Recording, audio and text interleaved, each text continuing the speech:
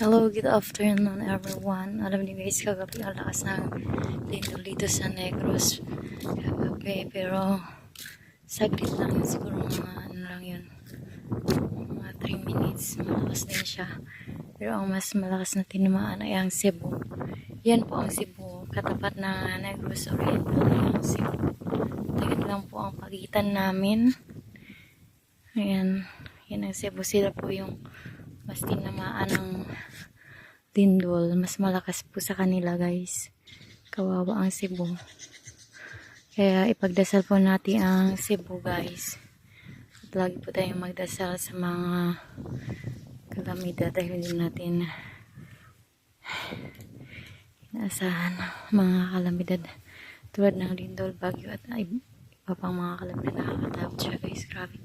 Kagabi alam nyo, sobrang kinabahan ako kagabi.